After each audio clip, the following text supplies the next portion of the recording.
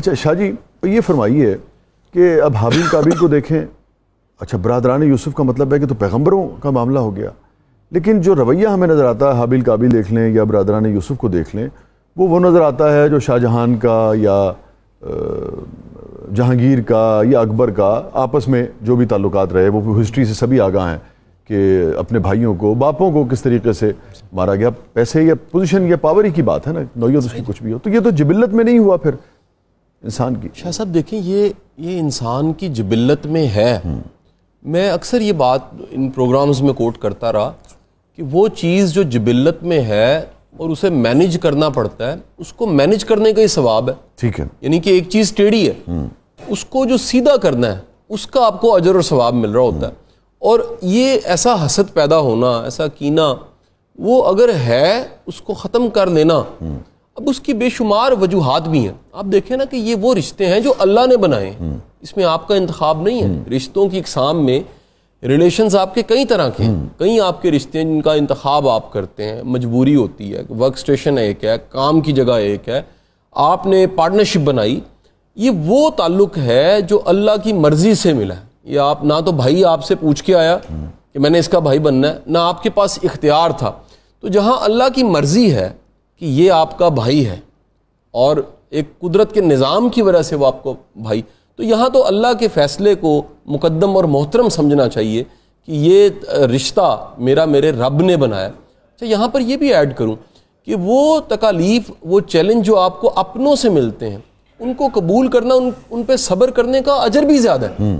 یعنی آپ راہ جاتے کو چھوڑ سکتے ہیں، آپ کے وہ تمام رشتے جو آپ نے بنائے اگر آپ ان کو چھوڑتے ہیں، اس پہ اتنا بڑا کوئی آپ کہہ لیجئے ستم اور ظلم نہیں ہے۔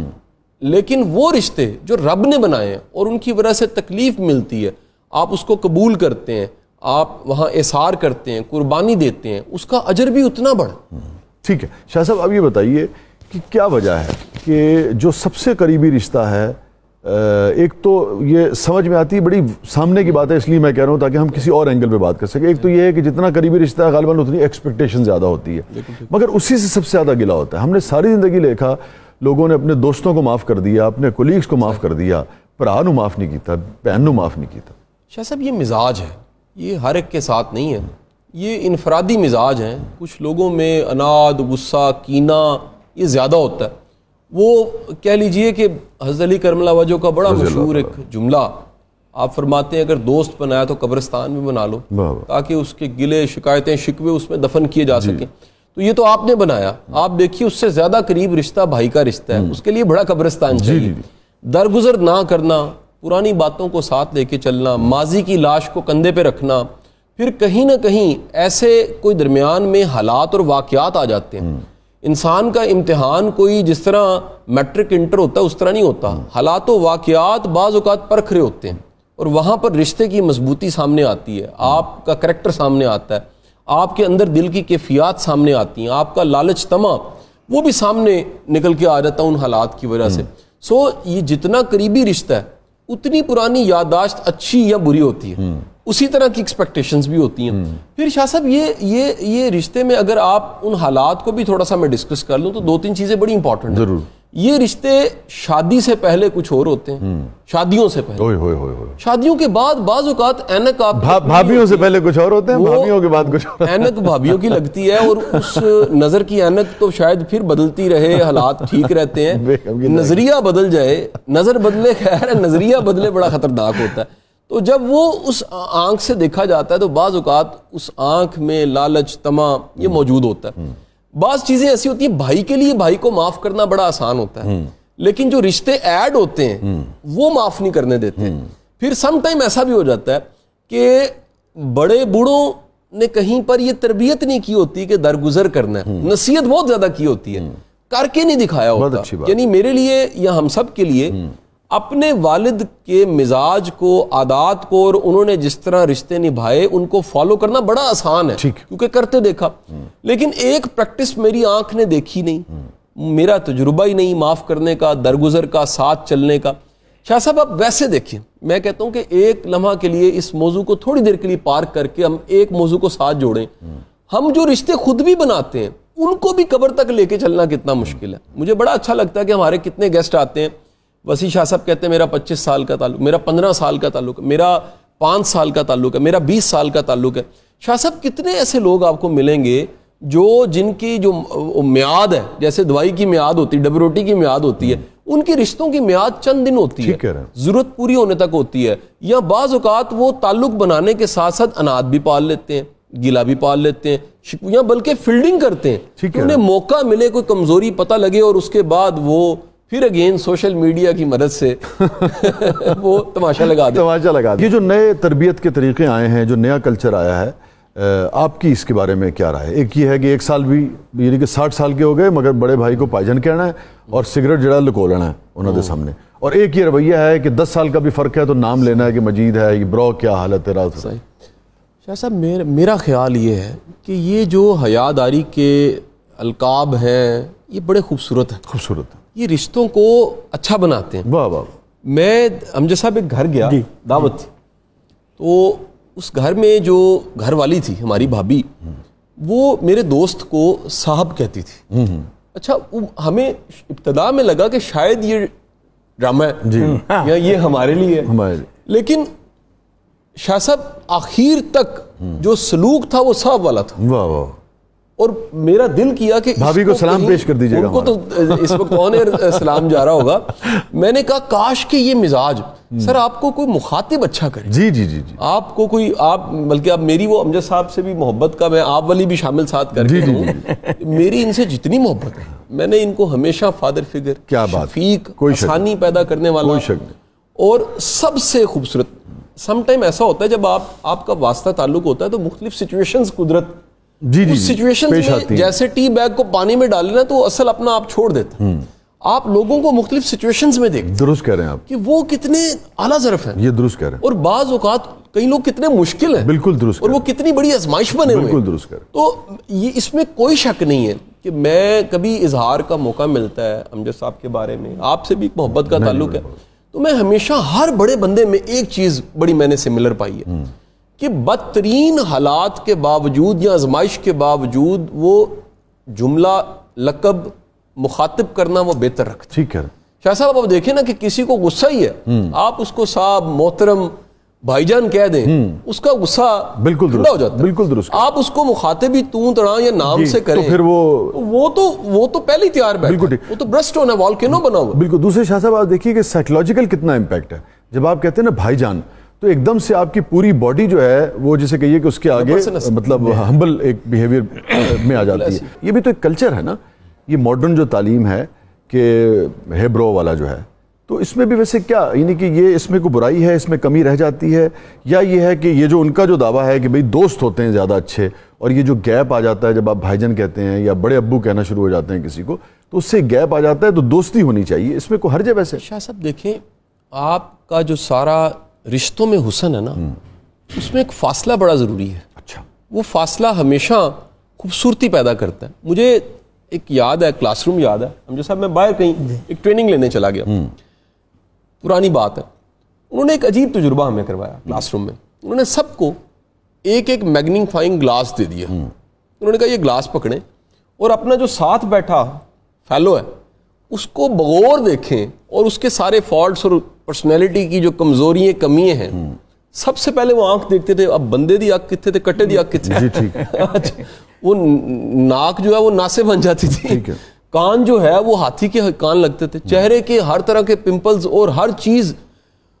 اس ساری ایکٹیویٹی کے بعد اس نے کہا جی یہ کیا ہوا؟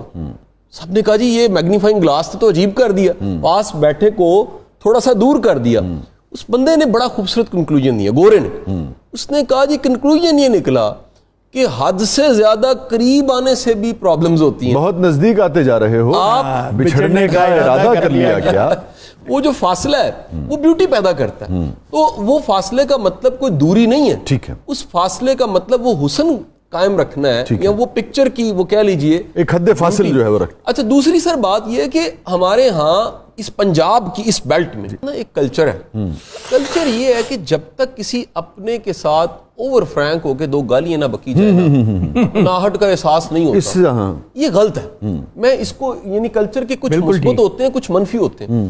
اچھا اس میں ہوتا یہ ہے شاہ صاحب، بعض اوقات ہر بندہ اس فرینکنیس کو قبول کرنے کی حالت میں نہیں درست کہہ رہے ہیں، بالکل مثال لیجئے رشتے دور ہو جاتے ہیں، گاڑی لگائی ملے ہیں، یعنی میں کس سٹیٹ آف مائنڈ میں ہوں، آپ کس حالت میں ہیں، بالکل درست، میں اسی بے باکی سے آپ کو ملوں جس سے ملتا ہوں تو ممکن ہے آپ افینڈ ہو جائیں. بالکل درست. یہ ہمارے ہاں اپنے تعلق کے اظہار اور اس قربت کے اظہار کے لیے دو گالیاں بکی جاتی ہیں یا نام لیا جاتا ہے. میرا خیال ہے مخاطب کرنے کے لیے ہمیشہ بہترین انداز، بہترین نام، اور سب سے اہم جو چیز ہے اگلے کی حالت دیکھنی. ٹھیک ہے، کہ وہ کس ذہنی حالت میں ہے، کس کیفیت میں ہے، اس کے ذروں میں کیا ہے، اس سے کیسے بات کی جائے. یہ بھی تہذیب ہے، اور تہذیب کی بہترین شکل ہے کہ آپ بات چیت کرنے سے پہلے دیکھیں کہ اس کے ساتھ بڑی اچھی بات، اس انداز سے بات کی اس وقت اس کی ذہنی روک کیا ہے. آپ ابھی ذکر کر رہے تھے انہی بزرگ کے حوالے سے جب ہم بات کر رہے تھے، برکت علی رحمۃ اللہ علیہ صاحب. میری ملاقات تو نہیں ہے، لیکن میں کہہ لیجئے کہ روحانیت میں نا آپ کو کھچ محسوس ہوتی ہے. مثلا مجھے آج تک سمجھ نہیں آئی کہ میں نظام الدین اولیاء سے مجھے کیوں محبت ہے. یہ یعنی کوئی وقت کا نہیں ہے سلسلہ، کوئی ڈسٹنس کا نہیں پتا، کوئی زمانے کا نہیں پتا. اور اسی طرح امیر خسرو سے مجھے کیوں محبت ہے، مجھے نہیں سمجھ آئی. تو اسی طرح صوفی برکت علی صاحب سے میں ان سے ایک نہ چاہتے، اور ایک بڑا ان کا مشہور جملہ ہے، بڑے لوگوں کو پتہ ہے، میں اس لیے دہرا دیتا ہوں میڈیا پہ.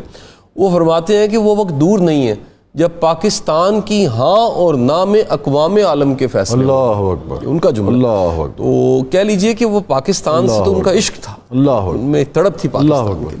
یعنی کہ بہنوں کے حوالے سے جو یہ سماج میں جو بعض اوقات ہم دیکھتے ہیں کہ ان کے حقوق غصب کرنے کے حوالے سے اور دیگر جو معاملات ہیں اس پر. اچھا شاہ صاحب، مجھے بالکل ایک ہٹ کے بات ضرور کرنے کو دل کر رہا ہے.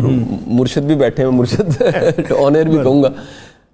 میں نے سر بڑی دنیا سے یہ سنا ہے، کئیوں کی پریکٹس بھی ہے، شاید میرا بھی دل اس میں مانتا ہے کہ آپ کے نصیب میں خیر اتنی شامل ہوتی ہے اگر آپ اپنی بہنوں سے سلوک اچھا کریں. واہ، بالکل. نہیں، اگر آپ بیٹیوں پہ، بہنوں پہ مہربان ہیں اور آپ ان کے دروازوں پہ تحائف، محبت، درگزر، معافی، آسانی. شاہ صاحب کتنی بڑی دیکھیں ایک اچیومنٹ ہے کسی انسان کی کہ اس کے زندگی کے کسی حصے میں اس کے جو ماموں کہنے والے بہن کے بچے ہیں وہ محبت کر رہے ہیں، آئیڈیلائز کر رہے ہیں، یار ایسا ماموں کسی کا نہیں ہو سکتا. بہن مان سے کہہ رہی ہے کہ رب نے تو رشتہ بنایا لیکن ایسا مہربان، آسانی دینے والا بھائی نہیں ہو سکتا. مجھے ایک اینکر ہے، میں ان کا نام یا نہیں لیتا، کسی سینئر اینکر ہے ہمارے پی ٹی وی کے پرانے. ایک دفعہ میں نے ان سے بیٹھے، وہ ہم ادیبوں والی ایک بات کر گیا. میں نے کہا جی آپ کو کبھی محبت نہیں ہوئی؟ چپ ہو گئے. پھر دوبارہ میں نے کہا، انہوں نے کہا شاہ صاحب مینوں گل سمجھ آ گئی کہ جس دن میں مرنا پٹنا پینا نہیں ہے، اللہ اکبر، رونا میریاں تیاں نہیں ہیں. تو مجھے پتہ لگ گیا کہ میں دل، محبت، جذبات، قربانی وہاں رکھوں جنہوں نے رونا ہے. تو یہ بڑی خوش نصیبی ہوتی ہے کہ بندہ ان رشتوں کو قربانی سے نبھانا شروع کر دے اور ان کے لیے سیکریفائز کرنا شروع کر دے. اور اس میں کوئی شک نہیں ہے کہ عدالتوں میں جائیے، یہ ہم کئی بار بات کر چکے ہیں، ستم کی انتہا دیکھیے. آپ کے پاس بڑے کیسز ایسے ملیں گے جس میں بھائی ہے وہ الٹا ہوا پڑا ہے، حق نہیں دے رہا، وہ عدالتوں میں جانا پڑ رہا ہے، پیشیاں. اور یہ بھی بتا دوں آپ کے کہ جو عدالتی نظام ہے بالخصوص پراپرٹی کے حوالے سے بڑا سلو ہے، وہ جلدی نتیجہ نہیں دیتا. اب جو نئے قوانین بنائے ہیں اس میں تو میرے خیال میں کچھ سر وہ ہے، لیکن آپ کا سسٹم ٹھیک بہت تھوڑا سا فرق، سسٹم آپ کا ٹھیک نہیں ہے. وہ سسٹم آپ وکیل سے لے کے عدالت نظام اتنا خوفناک ہے. یہ اس کو کیسے آپ دیکھتے ہیں سماج میں؟ چونکہ جوڈیشری سے بھی آپ کا رابطہ رہا، سماج پہ بھی آپ کی گہری نظر ہے. وہی بھائی جو تسی اکھ چک کے اگر دیکھ لو تو وہ کہنا میں تانوں کو دیاں گا کہ میری پینل تو نظر کیویں پائی، ٹھیک ہے. اور ابتدا کے دنوں میں بھی بہنوئی کی جرت نہیں ہے کہ وہ بہن کو تنگ کر دے، مگر وقت کے ساتھ ساتھ بالکل ہی وہی بھائی جو ہے وہ اپنی بہن کو حصے کے لیے مارنے پہ آ جاتا ہے. تو یہ ایک دم سے دل پتھر کا کیوں ہو جاتا ہے؟ شاہ صاحب دیکھیں، دین نا، مفتی صاحب یقیناً بڑی اچھی بات چیت اس پہ کرتے ہیں کہ دین ایک مکمل دین ہے. ہم دین کی وہ چیزیں جو ہمیں سمجھ آتی ہیں یا ہمیں ہماری فیور میں ہیں اس کو فالو کر لیتے ہیں. وراثت میں حصہ دینا، میری کم از کم ہوش و حواس میں جتنے زندگی میں جمعے کے خطبے میں نے سنے، آج تک اس پہ میں نے نصیحت نہیں سنی. یہ بڑی میں معافی کے ساتھ بات کہہ رہا ہوں. میڈیا پہ تو ہم بات کرتے ہیں لیکن آپ بڑا کم سنیں گے ایسے علماء کو اور ایسے محراب و لوگوں ممبر سے کو ان کا کہنا ہے کہ جہاں بڑا کم ہے. کم ہے. میں شاہ صاحب سے اتفاق ایگری کرتے ہیں. زمانہ طالب علمی میں آج بھی ہم اپنی زندگی میں وہ کام جو ہم نے کیے جن سے انسپائر تھے نا ان کی نصیحت پہ کیے. ٹھیک ہے. تو اگر زمانہ طالب علمی میں اور بالخصوص نصاب میں تھوڑا سا حصہ اس کا بھی شامل کیا بالکل جائے درست کہہ رہے ہیں آپ. جہاں ہم اسلامیات بالکل بی اے تک جی، پڑھا رہے ہیں, جی، جی، جی. ہم میڈیکل میں پڑھا رہے ہیں, انجینئرنگ کی ڈگری میں ایک جملہ ہی ہے نا کہ بہنوں کا حق دینا جو ہے وہ آپ اگر اس کو باقاعدہ نصاب میں شامل کریں.